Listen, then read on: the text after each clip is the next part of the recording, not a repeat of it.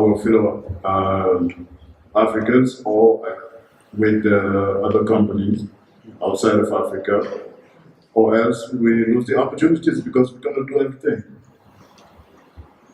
The requirements are high, and it takes a long run to bridge those gaps in the first place.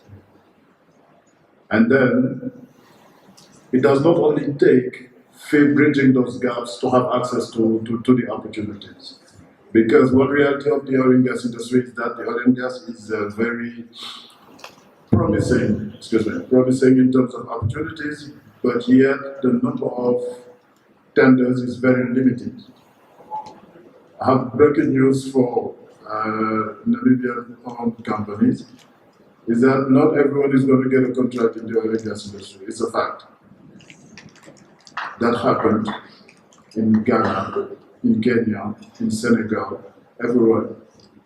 We are very respectful to the work Betam is doing in Nigeria. It gathers the main players, service providers in the oil and gas industry in Nigeria. And how many members are you counting, Mr. Auntie? 100,000. 100 companies. When I launched the platform, the African Partner Pool platform in Senegal, over 8 months we consolidated a list of 1,700 companies that wanted to enter the oil and gas industry. After 2 years, we could not present them to more than 100 tenders. And yet, within those 100 tenders, only 36 companies could have a contract. That's a level of success of less than 3%. So that means that the risk is high. It is good to have engagement from the local private sector, and that is the way to go, clearly. But that engagement should not be exclusive to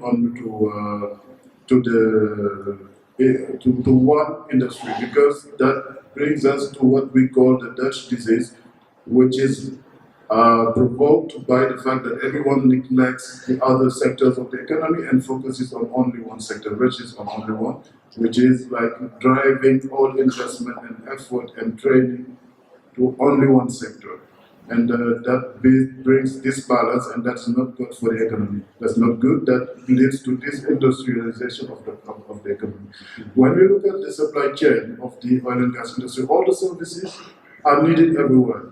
We're talking about drilling, maybe offshore drilling, like it's not in the mining, but when we're talking about services like support services, logistics, inspection, welding, fabrication, material works, all those services are needed by the economy in a whole. Yeah.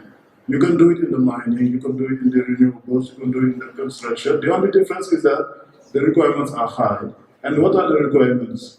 The oil and gas says that we cannot afford to waste our time with risk. So we do our best to make sure that we mitigate the risk.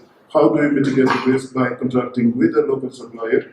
He needs to show us that he is capable of doing the job. He delivers the work with the proper discipline. That is the matter. That is the purpose of certification. ISO certification is nothing but a set of processes you need to implement within your company and stick to that and review it continuously.